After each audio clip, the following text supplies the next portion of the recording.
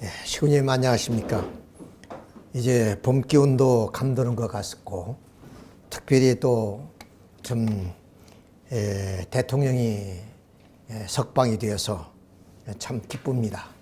참 한 치 앞도 내다볼 수 없는 그런 정치적인 혼돈 속에서 이제 이 나라도 봄 기운처럼 하나의 질서가 세워져서 앞으로 참 이미 말씀드린 것처럼 많은 예언가들이 이 한반도의 운세를 이제 예언하고 있는데 2025년은 국운이 융성하는 그런 한 해로서 아마 좀 정치적으로 사회적으로 이 나라가 크게 각성하면은 남북 통일도 이어지지 않겠느냐 하는 생각을 갖습니다. 더욱이 이제 이동님께서는 지난 2월 28일 날이죠. 유럽 순방에 들어가셔서 첫 입국한 곳이 그 러시아 모스크바입니다. 이제 유럽 순방을 마치시고 지난 5일 날 대만으로 들어오셨습니다. 이미 우리가 좀 말씀을 드렸습니다마는 3월 8일 날 한국에 입국하실 예정이었는데 섭리 일정이 이제 좀 바꿔져서 한국에서 계실 그런 기간을 좀 대만에서 다 소화하시고 일본을 거쳐서 다시 미국으로 들어가는 일정이 좀 남아져 있습니다. 물론 이제 앞으로 뭐 2차, 3차 세계 순방이 되겠습니다만은 이 생애 순회 일정은 단순히 뭐 순방 그런 차원이 아니라 바로 이 세계의 운세를 좀 몰고 다니시는 그런 분이시기 때문에 이 세계의 운세를 몰고 한반도로 이제 들어오는 그런 하나의 섭리가 아닌가 그런 생각을 갖습니다.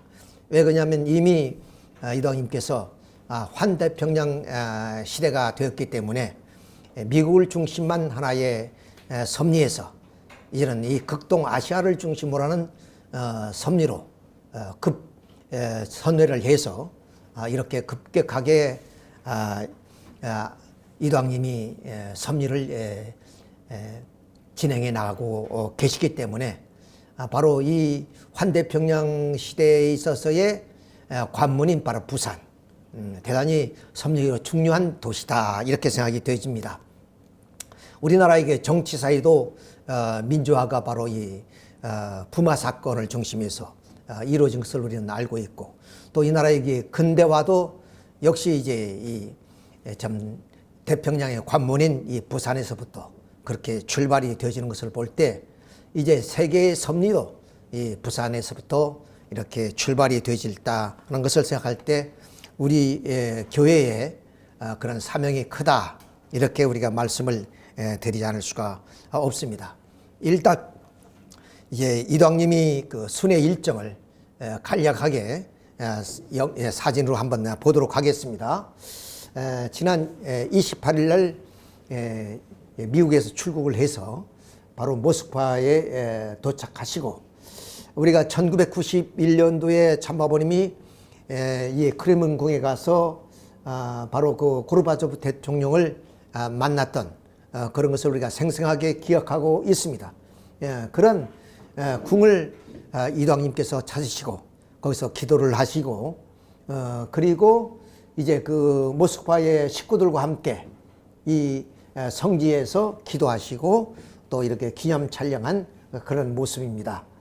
참 우리가 굉장히 그 어려운 그 좀 섭리를 출발했습니다만은 이렇게 유럽에도 이렇게 이동님을 모시는 식구들이 이렇게 많다는 것을 이렇게 또 사진을 통해서 이제 보게 됩니다. 그리고 많은 그 젊은 그런 식구님들이 이렇게 동토의 땅에도 계시다 하는 것을 이렇게 보게 됩니다. 그 다음에 이제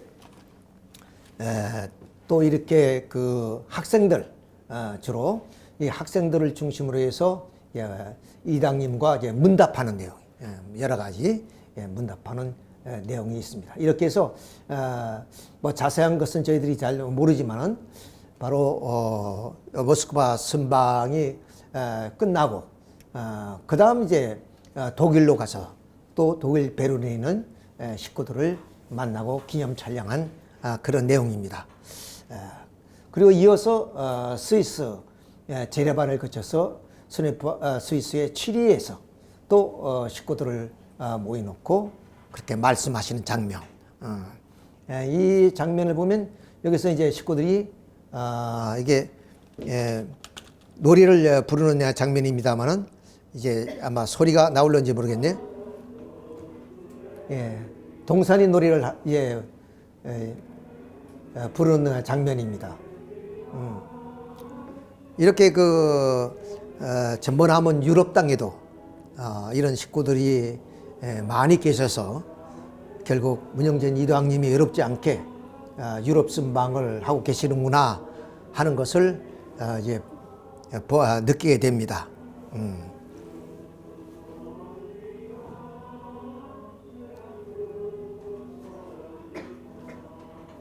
자, 그 다음 다른 장면은 말씀하시는 장면이죠. 자, 이런 말씀하시는 장면. 그 다음 이제 그러니까 러시아, 그 다음 독일, 스위스,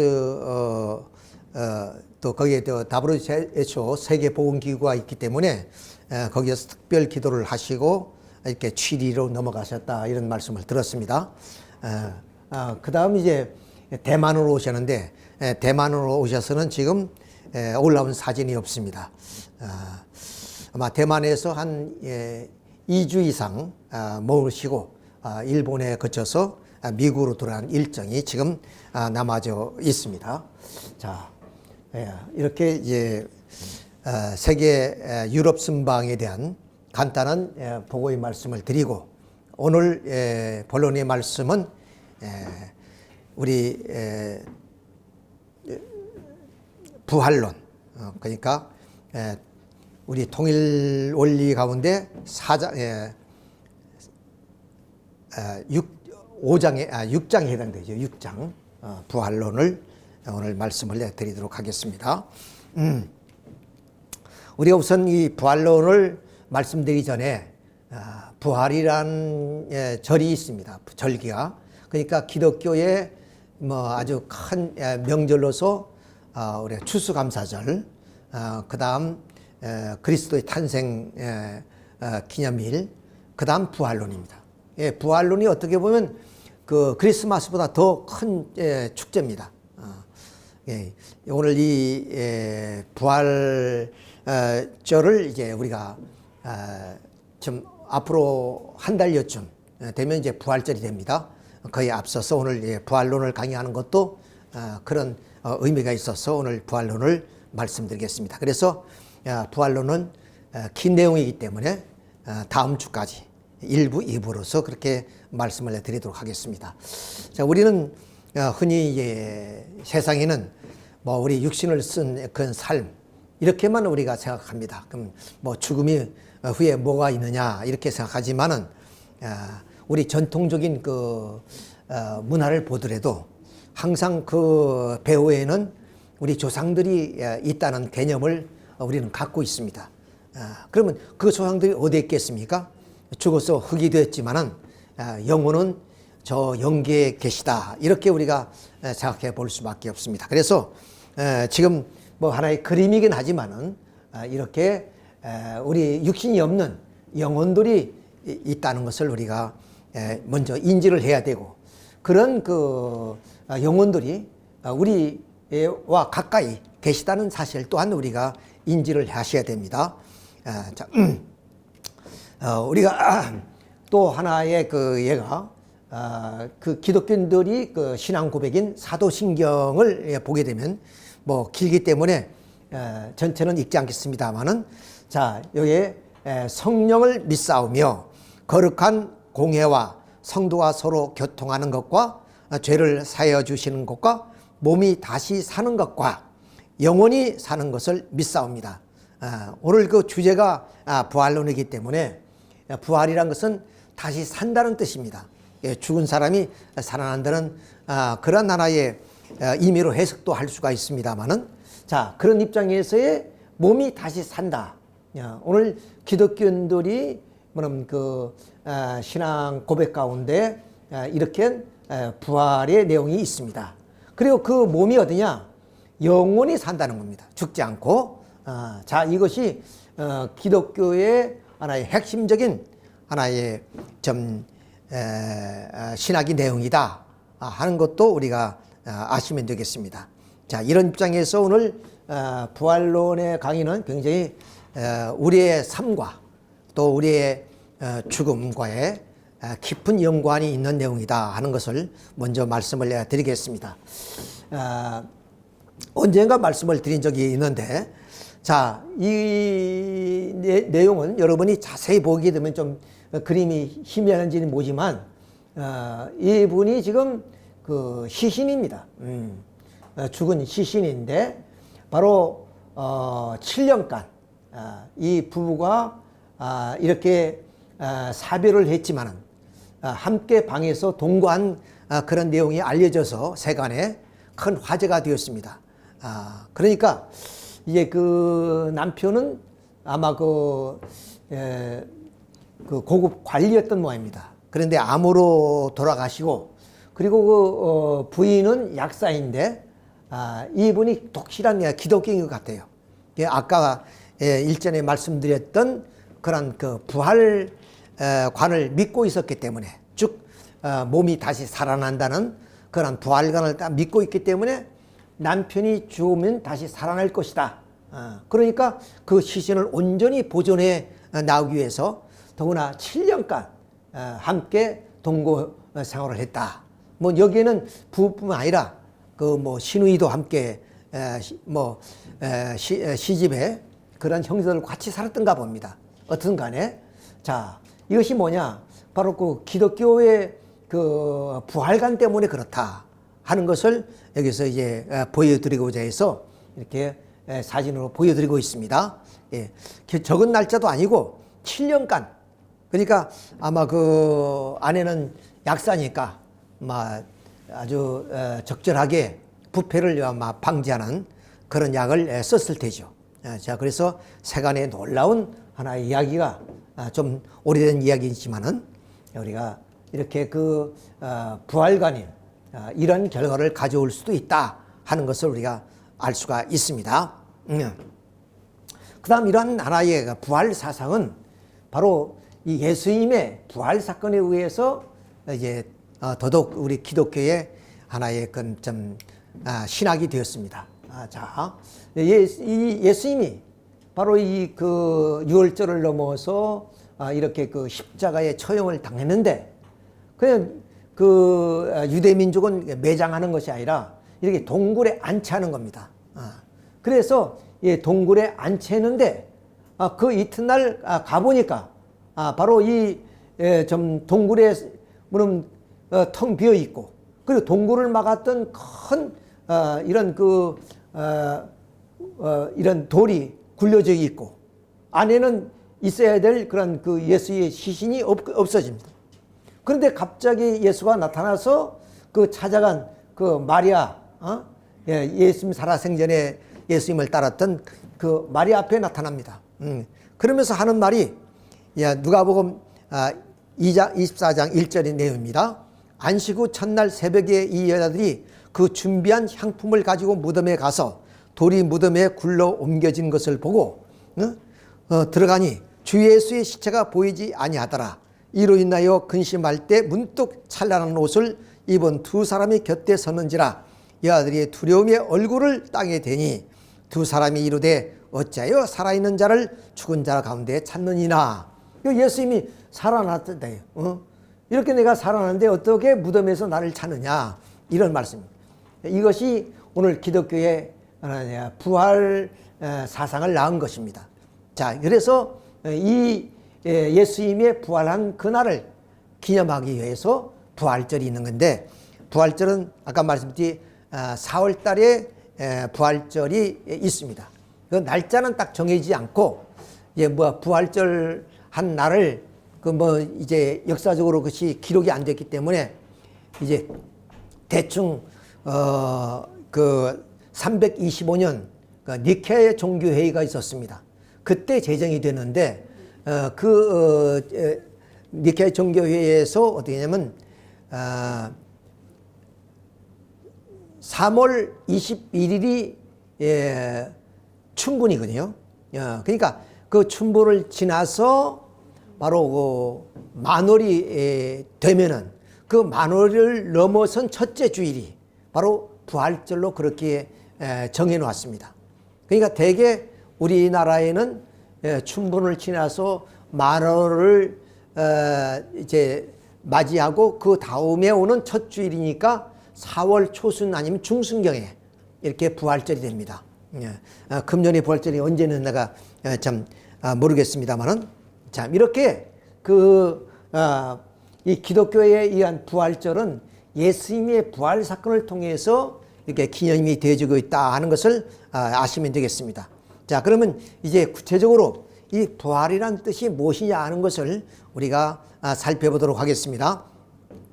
자, 성서에 보면은 구약이나 신약에 죽은 사람이 살아나는 걸로 이 부활이 대변되고 있는 것을 우리가 봅니다.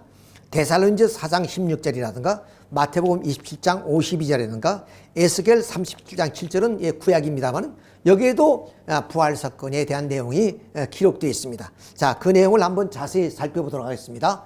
데살로니가서 4장 16절에 주께서 호령과 천상의 소리와 하나님의 나팔 소리로 친히 하늘로부터 강림하시리니 그리스도 안에서 죽은 자들이 먼저 일어나고, 자, 주 예수 그리스도께서 하늘에서 강림하실 때 구름을 타고 할 때 바로 죽은 자들이 일어나는, 이렇게 뭐냐면 이 좀 성서는 얘기를 하고 있습니다. 그러니까 부활이라는 게 뭐야? 죽은 사람이 살아난다는 거죠. 자, 또 마태복음 27장 52절의 내용입니다. 무덤들이 열리며 아까 말씀드렸던 내용입니다. 자던 성도 몸이 많이 일어나되 예수의 부활 후에 그의 무덤에서 나와서 거룩한 상에 들어가 많은 사람이 보였다.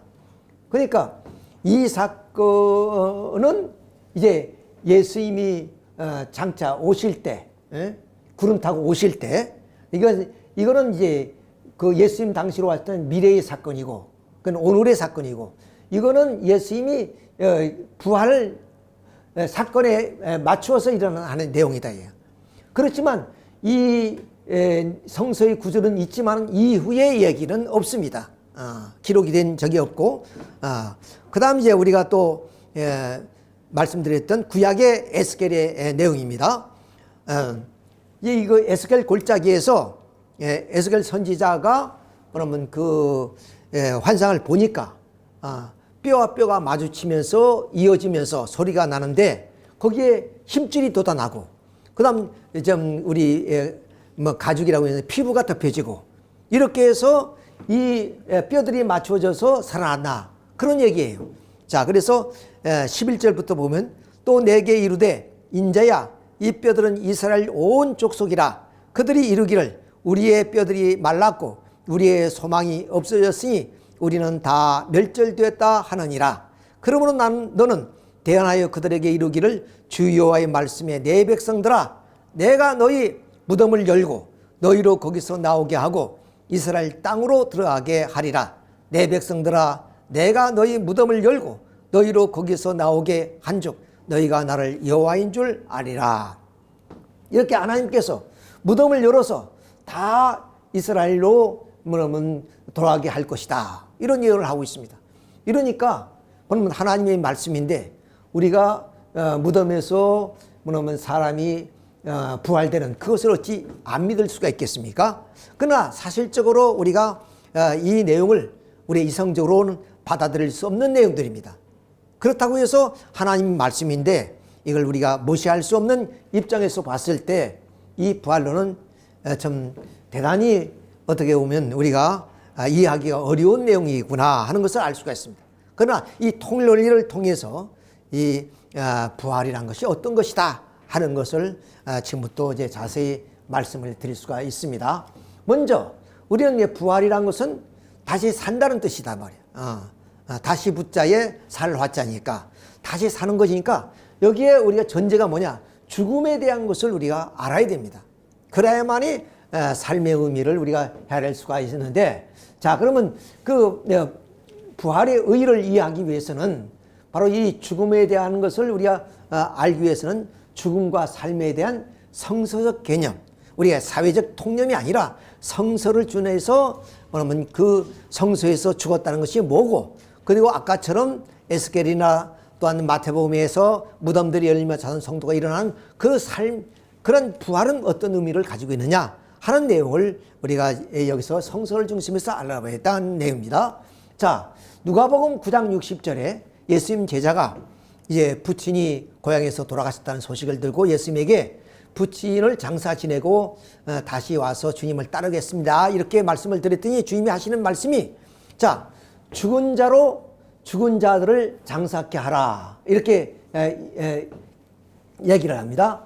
자, 그러니까 이거 좀 잘못되었습니다. 내가 거꾸로 이제 써졌는데, 자, 여기에서 이제 그 죽은 자는 이것이 후자가 되고 죽은 자들은 앞에 돼야 되는데 내가 글씨를 잘못 쓴 것을 여러분이 양해해 주시기 바랍니다. 자, 아무튼 요 글자를 부친이 죽은 자로 여러분이 이해해 주시고, 요 죽은 자는 바로 살아있는 사람들로 의미를 여러분이 이해해 주시면 되겠습니다. 자, 자, 이것이 이제 첫째 이 성서가 좀 제가 기록을 잘못해서 이런 내용인데, 자, 이렇게 죽은 자는 뭐냐? 부친이 죽은 자를 말합니다. 아버지를 말하죠. 이게 우리가 손이 망자로 그럽니다. 이런 것을 의미하는 것이고, 그 다음 여기에 후자의 죽은 자들이라는 것은 바로 그 생리적 기능이 유지돼서 살아있는 사람을 가리켜서 예수님은 두 개의 죽음을 말씀하고 계시다 하는 내용입니다. 자, 그러면 어찌해서 이 망자의 경우에는 우리가 통속적으로 죽은 사람이라는 것을 우리가 아는데, 이렇게 우리처럼 살아있는 사람을 왜 예수님은 죽은 자라고 얘기하느냐 하는 얘기입니다. 여기에 이제 문제점이 있는 거예요. 자, 우리 두 가지 죽음 가운데 성서가 말하고자 하는 죽음은 이 죽음이 아니라, 이건 우리가 다 아는 점이에요. 이역에 대한 죽음이에요. 살아서 우리처럼 생활하는 사람을 가리켜서 뭐는 죽은 자라 그랬단 말이에요. 그건 어떠냐? 바로 부친이 죽어 돌아가시는데 그분을 장사 지낼 사람들을 가리켜서 죽었다고 얘기를 하시는 거예요, 주님이. 자, 그러면 이 죽음은 어떤 죽음이냐? 그것은 바로 좀 하나님이 사랑을 떠난 사탄의 주관권에 떨어져 있는 사람을 가리켜서 죽은 자라고 예수님은 말씀하셨다, 그 말입니다. 그 뜻이. 자, 그럼 어때서 그런 사람을 죽었다고 하느냐, 그 말이에요. 자, 좀 말씀드린 것처럼 하나님의 사랑에 의해서 우리가 생명을 얻고 우리가 살아가는데, 우리 인간이 하나님의 사랑을 저버리고 사탄 주관권에 떨어져 있는 그러한 하나의 관계를 죽었다고 예수님은 보셨던 거예요. 그래서 요한계시록 3장 1절에 보면 사리바 교인들이 너희는 살았다는 것을 살아 죽은 자다, 이런 말씀을 또 하셨어요. 그리고 마태복음 23장 27절에는 화 있을진저 외식하는 서기관과 바리새인들이여 회칠한 무덤 같으니 그랬습니다. 그러니까 그들이 신실한 마음으로 신앙생활을 한 것이 아니라 남을 의식해서 이렇게 해서 신앙하는 사람들에게 하시는 말씀이에요. 그러니까 그런 사람들은 하나님과는 무관한 입장이 있으니까 마침 무덤같이 죽은 자다, 이렇게 말씀을 하시는 걸 보면은 바로 죽은 자라는 어떤 사람이냐? 그것은 생리적 기능을 가지고 있다 할지라도 하나님과의 사랑은 무관한 입장, 이런 사람을 바로 예수님은 죽은 자라고 칭했던 것이다, 그 말입니다. 자, 이것을 우리가 쉽게 이해를 하면 이제 무정란이라는 게 있습니다. 무정란이라는 것은 아마 그 시골에 생활을 해보지 않은 사람은 잘 모르는데, 반드시 그 닭의 무리들 가운데는 장닭이 있어요. 장닭이 모이를 주워 먹다가 반드시 암탉과 그런 사람 관계를 순간적으로 합니다. 그러니까 마당에서 모이를 쪼아 먹다가 장닭이 갑자기 암탉의 머리 위에 올라타요. 그것이 바로 사랑 관계예요. 그런 좀 장탁이 없이 그 암탉끼리만 그렇게 좀 이렇게 키우게 되면은 거기는 뭐냐면 무정란이 나오죠. 무정란. 계란이 나오긴 나오는데 똑같은데 여기는 생명이 없어요. 그러니까 뭐냐면 장닭과 사랑 관계가 없이 이제 뭐냐면 이 좀 계란이 생산되면 그 생산은 바로 무정란입니다. 자, 이와 같다고 말입니다. 그러니까 하나님의 사랑과의 관계가 없는 삶, 그것이 바로 무정란처럼 생명이 없는 그런 하나의 삶이다 그 말입니다. 자, 대신에 유정란이라는 건 뭐냐? 아까 말씀드렸지? 바로 이 사랑의 관계를 통해서 생명이 있는 것을 의미하는 것이다 그 말이죠. 자, 그래서 사랑은 뭐야? 생명의 요소요, 또한 행복의 요소가 되는 겁니다. 왜 하나님은 우리 인간을 사랑의 동기가 되어서 하나님이 그런 사랑을 통해서 우리 인간이 태어났습니다. 그러니까 우리는 하나님과의 사랑의 관계를 통해서 태어났고 사랑의 관계를 통해서 살아가게 되어 있다. 이게 사랑의 주관을 받지 못하면 그것은 바로 이 시체와 같이 아무런 의미도 없는 그런 무가치한 존재가 된다. 그런 뜻입니다. 자, 그래서 사랑은 생명의 근본이 행복의 요소이기 때문에 바로 이렇게 유정란처럼 우리는 생명을 가지고 살고 있는 것이다 하는 뜻입니다.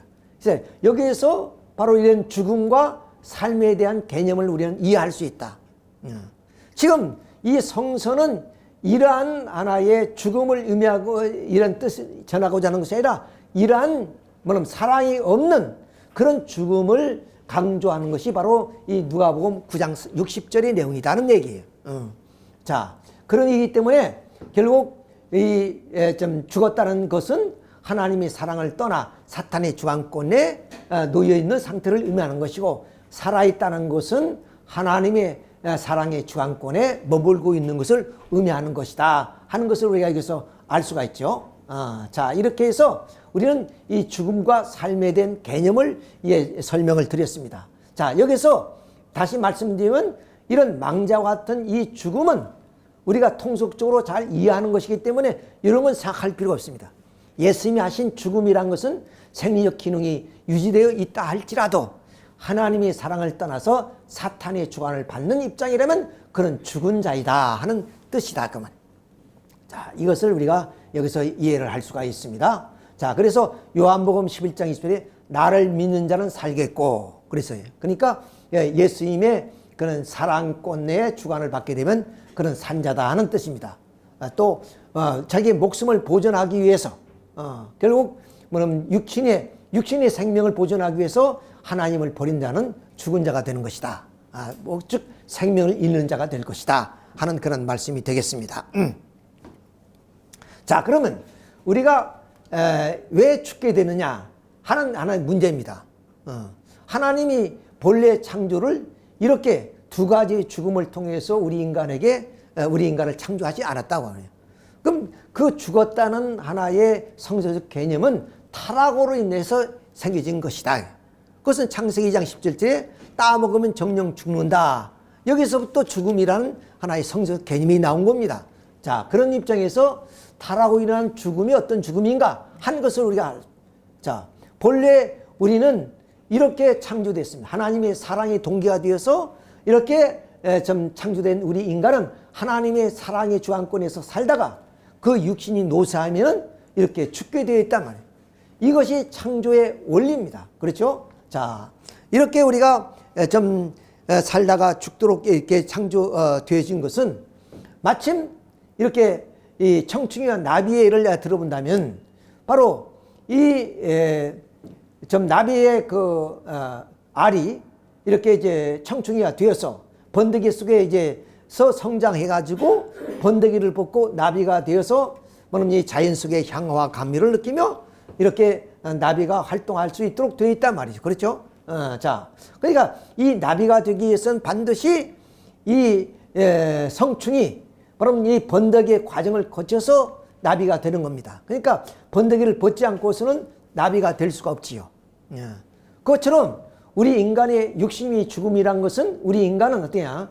육신과 영인체가 있기 때문에 그 영인체가 본래의 그런 본향의 땅에서 살기 위해서는 이 번데기처럼 육신을 벗지 않고서는 본향 땅으로 갈 수가 없다는 거예요.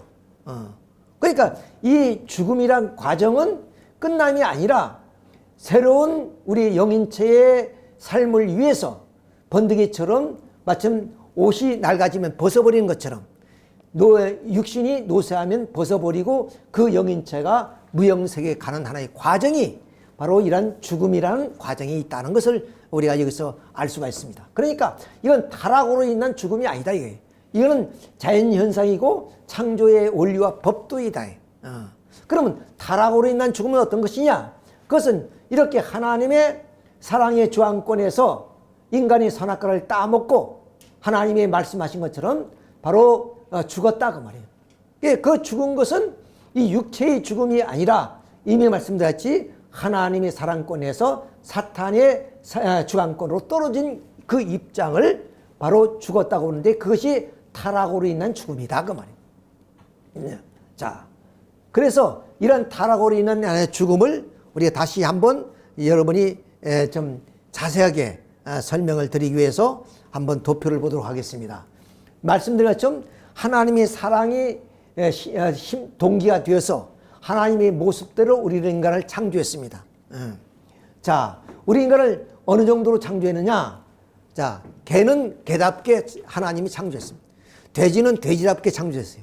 그럼 우리 인간은 인간답게 창조한 것이 아니라 하나님답게 창조했어요. 하나님답게.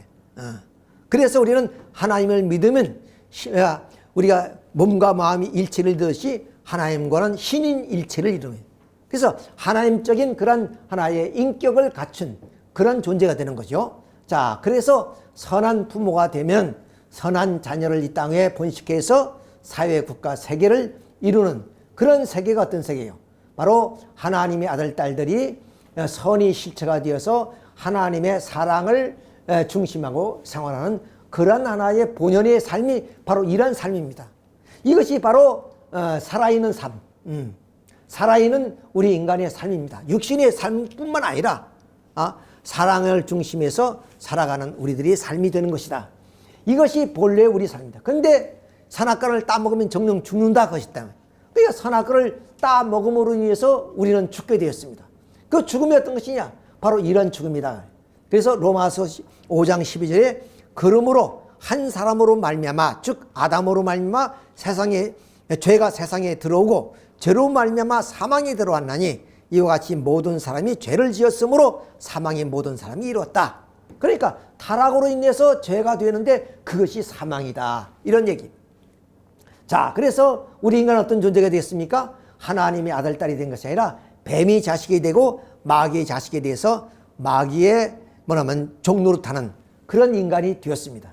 자, 이런 인간이 뭐냐? 이 선악과가 거짓 사랑과 혈통과 생명으로 말미암아 우리 인간은 이렇게 사망에 빠지게 되었다 하는 사실. 자, 이것이 타락으로 인한 죽음이에요. 원래는 타락이 없었다면 이러한 삶을 여기에서는 게 우리에게 성서적인 죽음이란 개념은 없어졌는데 바로 타락으로 말미암아 이러한 성서적인 죽음이란 개념이 나오게 됐다 하는 얘기가 되겠습니다.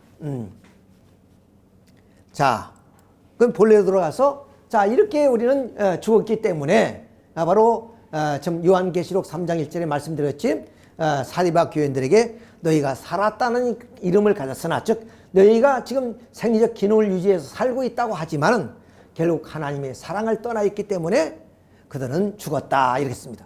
요한일서 3장 14절에 보면 사랑치 않은 자는 사망에 거한다. 이 사랑이 하나님이 사랑을 의미하는 거죠. 그리고 로마서 6장 14절에 죄의 싹은 사망이요.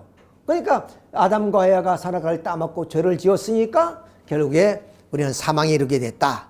로마서 8장 6절에 육의 생각은 사망이요 영의 생각은 영원이라 그랬습니다. 그러니까 우리 인간은 예수님의 영적 그런 부활로 인해서 우리는 예수를 믿으면 영적으로는 삶을 살지만 육신으로는 우리가 사탄의 저항권에 있기 때문에 죽은 자다 하는 그런 하나의 말씀이 되는 내용이 되는 것입니다. 자, 이렇게 해서 우리는 타락으로 인한 죽음은 어떤 죽음이냐? 그것은 우리의 육신이 죽음을 의미하는 것이 아니라 하나님의 사랑의 중앙권에서 사탄 중앙권으로 떨어져 있는 그러한 삶, 이것이 우리의 타락으로 인해 초래된 죽음이다 하는 것을 이제 죽음에 대한 것을 알았으니까 부활, 다시 산다는 뜻이 무엇이냐 하는 것을 이제 우리는 알게 되었다는 얘기예요. 자, 이미 성서에서 서론에 말씀드렸죠. 바로 기독교의 부활과는 바로 이 육신이 살아나는 것으로서 지금 설명이 되어지고 있습니다. 아까 사도신경에도 우리 몸이 다시 살아며 그 몸이 영원히 산다 그랬습니다. 그리고 또 마태복음 27년 무덤들이 열리며 찾은 성도의 몸이 많이 일어나되 그랬잖아요.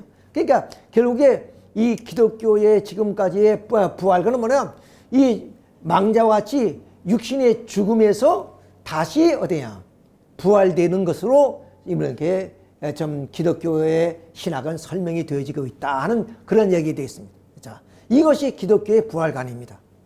그런데 통일 논리에서는 전혀 다른 얘기를 하고 있는, 전혀 다른 얘기. 자, 그러면 이렇게 이 망자와 같이 우리 육신이 죽으면 이건 자연적 현상이다. 이건 자연적 현상. 타락과는 아무런 관계가 없는 그런 하나의 자연적 현상으로서의 우리는 이러한 죽음을 맞이하는 것이다.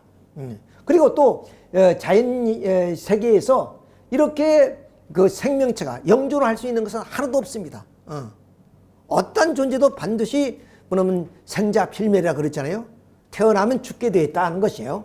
자, 이렇게 해서 자연의 요소로 분해해 버리는 것이 이것이 창조의 원리다. 그러니까 이 기독교에서 말하는 망자가 다시 살아난다는 것은 이것은 결코 뭐냐면 진리가 아니다.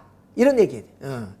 진리가 아니다 하는 것을 우리가 여기서 알 수 있습니다. 따라서 우리의 죽음이란 것은 이미 타락론에서 타락에 의한 죽음이 이러한 죽음이란 걸 밝혔습니다.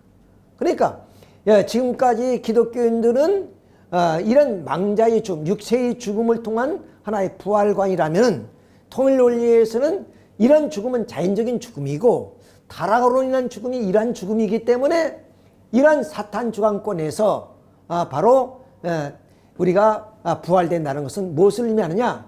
그것은 바로 하나님의 사랑의 주관권으로 다시 돌아오는 것을 의미하는 것이다. 자, 이미 말씀드렸지 창세기 2장 9절에 선악과를 따먹으면 죽는다. 이런 죽음이었고 요한계시록의 좀 비신앙적인 사대박 교인들에게 너는 살았다는 이름을 가서나 죽은 자다는 것은 이렇게 생리적 기능을 가지고 있지만 그들은 형식적 그런 신앙을 하기 때문에 하나님의 사랑을 받지 못하는 입장이므로 죽었다는 얘기입니다. 요한일서 3장 10절에 사랑치 않은 자는 사망이 간다. 또 로마서 6장 10절에 죄의 싹은 사망이다.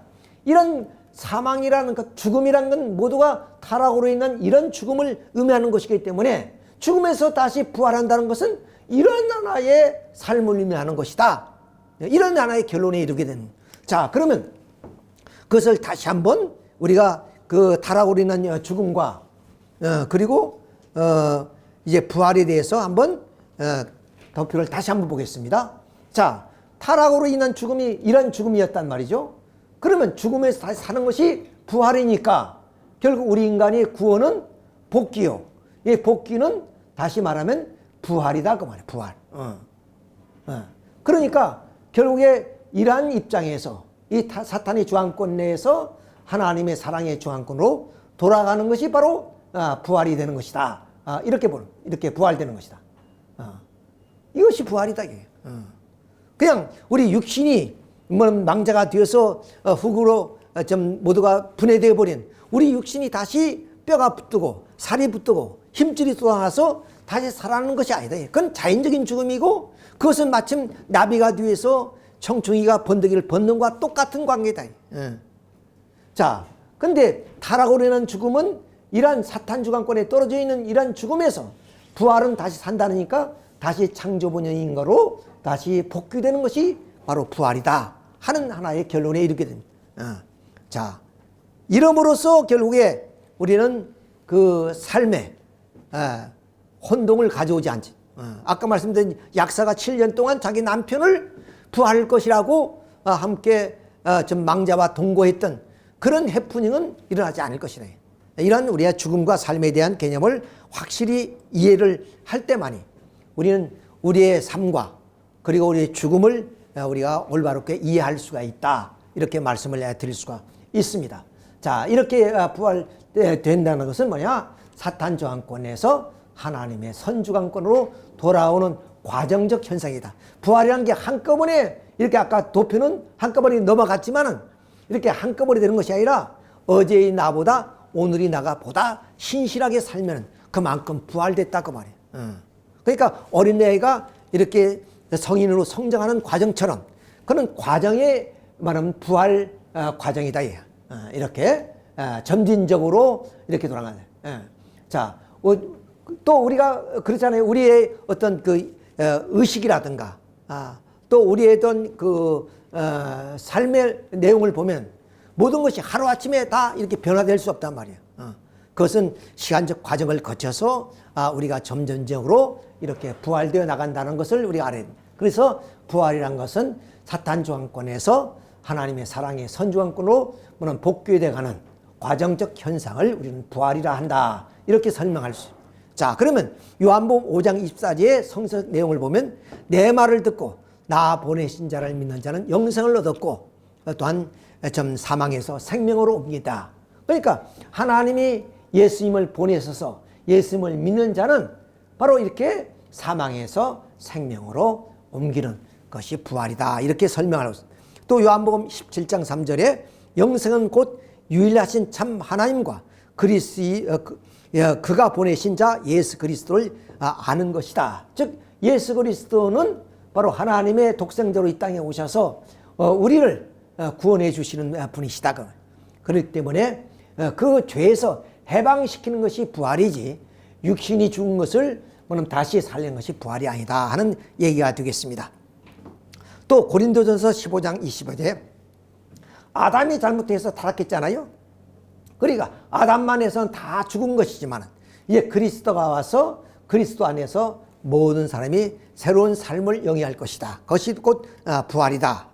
또 고린도전서 15장 42절에 죽은 자의 부활도 그와 같으니 썩을 것으로 심고 썩지 아니할 것으로 다시 사나니. 즉 죽은 자의 부활은 바로 이렇게 죽은 자가 이렇게 부활되는 것이 아니라 이러한 죽음으로 말미암아, 즉 이것은 썩어지는 거 아니에요. 썩지 아니할 것으로 다시 살아난다 그래요. 그러니까 이러한 하나의 죽음에서 부활이 아니라 이러한 죽음에서 썩어지지 않은 다시 하나님의 영원하신 그런 사랑으로 생명을 얻게 되는 것이다 그 말입니다. 이 육신의 죽음은 만약 여기서 부활된다면 이 육신은 이 자연적 현상으로 봤을 때 생명체가 영존할 수 없다. 여기서 또 죽음이 오게 될 수 있다 그 말이죠. 그렇죠? 물론 사도신경에는 몸이 다시 살아나며 그 몸이 영원히 산다고 그렇게 기록되어 있지만 우리가 하나의 자연적인 현상으로 봤을 때는 또 죽음이 올 수 있다는 거예요. 그러나 여기에 고린도전서 15장 42절의 말씀은 썩어지지 않은 것으로서 다시 영원히 산다는 것이 뭐냐? 부활이다. 이렇게 설명을 하고 있다는 것을 우리가 여기서 알 수가 있습니다. 자, 이렇게 해서 우리는 이제 부활의 의의를 이제 알게 되는데, 그러면 부활한 인간은 어떤 변화가 일어나는가? 그렇죠? 내가 사탄 저항권 내에서, 즉 기독교의 부활가는 죽은 시체에서 살아났으니까 분명히 외적인 변화를 볼 수 있잖아요. 죽었던 그런 할아버지가 살아나고 아버지가 살아났으니까 분명히 우리는 그걸 딱 보면 이건 부활이구나 이렇게 알 수 있지만 이미 말씀드렸지 부활은 그런 부활이 아니다 그래요. 사탄의 저항권에서 하나님의 사랑의 저항권으로 복귀되는 현상이 부활이 되어 있으니까 그럼 그 부활된 사람에는 어떤 변화가 있을 거 아니냐. 그런 어떤 변화가 일어나겠느냐 그런 얘기입니다. 자, 다시 말씀드리면 이렇게 우리 본연의 인간은 하나님의 사랑의 주관을 받도록 되어 있단 말이에요. 근데 결국 우리 인간이 타락으로 말미암아 선악과를 따먹고 우리가 이제 죽었습니다. 그러니까 사탄의 주관권에 떨어진 거예요. 자, 그러면 여기에서 본연의 인간에서 타락으로 사탄 주관권에 떨어진 우리 인간이 외적인 변화가 있었느냐? 여기 봅시다. 아담과 야가 선악과를 따먹었는데 따먹기 전이나 후나 아무런 변화가 없었습니다. 단지 심령의 변화에 의해서 공포를 느꼈다든가 또는 부끄러워서 하체를 가렸다. 그 정도의 표현밖에 없습니다. 성서에는. 예를 들어서 피부가 하얀색이었는데 선악과를 따먹고 검은색이 됐다든가 이런 것이 아니란 말이에요. 외형적인 변화는 아무것도 없습니다. 단지 어떤 심령의 변화에 의해서 공포를 느꼈을 정도입니다. 자, 그러면 이렇게 본연의 삶에서 타락한 인간의 삶이 이러한 외적인 변화가 없다면은 바로 그러면 이 죽은 우리 인간이 다시 하나님의 사랑에 의해서 부활된 우리 인간의 모습도 어떻게 되냐? 외형적인 변화는 일어나지 않는다 그 말입니다. 그러니까 우리가 좀 독실한 신앙이나 우리가 신앙하지 않고 방탕한 삶을 사는 사람이나 외형에는 변화를 우리가 못 느끼죠. 자, 그것처럼 우리가 죽은 입장에서 그럼 부활되더라도 우리의 외형상에는 변화가 없다 하는 것을 우리가 알 수가 있습니다. 자, 그런데 여기서 우리가 다시 한번 보면 성신으로 중생한 사람은 곧 부활한 사람입니다. 이건 좀 어려운 얘기지만은 니고데모가 에게 예수님이 성신으로 거듭나지 않고선 너에게 영생이 없다 하는 말씀을 하신 적이 있습니다. 그것은 뭐냐면 우리 인간이 이제 다시 살아난다는 것은 예수님의 사랑과 그리고 어머니의 사랑을 통해서 우리가 다시 살아나는 것을 의미하는 겁니다. 자, 그렇기 때문에 성신을 믿고 그 성신을 통해 중생하면은 그건 바로 부활이 되는 겁니다. 자, 그러면 예를 들어서 예수님이 돌아가실 때 오른편 강도와 왼편 강도가 있었습니다. 근데 이 오른편 강도는 주님이 예수님을 구주로 고백합니다. 자, 그러니까 예수님이 이 십자가상에서 너는 나와 같이 낙원에 가리라 그랬습니다. 그러니까 여기에 왼편 강도는 예수님을 조롱하였지만 이 오른편 강도는 우리는 강도질을 했기 때문에 이 십자가를 지는 것이 너무나 당연하지만 주님은 그 하신 일이 옳지 않은 것이 하나도 없다. 그러니까 십자가를 질 이유가 없다 그 말씀입니다. 그렇게 오른편 강도는 주님으로 고백합니다. 그러니까 주님이 좀 가실 때 저를 좀 인도해 주소서 이런 말씀을 드리니까 주님이 하시는 말씀, 너는 나와 같이 낙원에 갈 것이다. 그러니까 이 순간에 이 강도는 강도였지만은 바로 성신으로 중생한 입장이 됐습니다. 자, 그래서 이 낙원에 갈 만큼 하늘편에 있는 오른편 강도와 그리고 그런 예수님을 조롱함으로 인해서 그 강도는 지옥으로 갈 그런 강도와 외형적인 변화는 아무것도 없단 말이에요. 이것은 뭐냐? 바로 우리의 심령의 변화에 의해서 바로 우리가 참 예수님의 그런 은총으로 우리가 참 하나님의 자녀가 되는 그런 것을 의미하는 내용이다 하는 것을 우리가 알 수가 있습니다. 자, 그리고 또 요한복음 5장 24절에 뭐냐면 나를 보내신 자를 믿는 자는 영생을 얻었고 뭐냐면 사망에서 생명으로 옮긴다 그랬습니다. 이걸 부활이라고 했는데 자, 그러면 여기에서 이 오른편 강도가 결국 예수님을 만나기 전에는 뭐냐면 그런 강도였습니다. 그러니까 사망하는 죽은 자의 입장이었습니다. 근데 예수님을 통해서 바로 이렇게 좀 중생의 그런 부활을 받은 그런 입장에 있는 그 강도는 바로 생명으로 돌아왔습니다. 그러나 그 자신이 그 순간에 어떤 외적인 변화가 없었습니다. 그러니까 결국 타락한 인간이 부활하더라도 외형적인 변화는 없다 하는 것을 우리가 여기서 알 수 있습니다. 또 하나의 예를 들면 자, 예수님이 어떤 뭐냐? 타락한 인간과 비교를 해보게 되면 어떠냐? 자, 예수님이 타락한 인간 제자들과는 비교해보더라도 아무런 변화가 없습니다. 뭐 피부색도 같지요. 같은 언어를 쓰지요. 우리 타락한 인간과 모습과 똑같은 삶을 영위하고 있습니다. 예, 예수님은 하나님이 독생자로 원죄 없는 분으로 오셨고 우리 인간은 타락한 후에로서 타락성을 가지고 있는 인간이지만 외형적에는 아무런 변화가 없다 그 말이에요. 따라서 결국에 우리 인간이 부활되면 어떤 현상이 벌어지냐? 부활로 인해서 타락한 인간이 바로 하나님과의 그러한 그 수수관계를 맺게 되면 하나님과 심령적 일치를 이루어서 신성을 갖게 됩니다.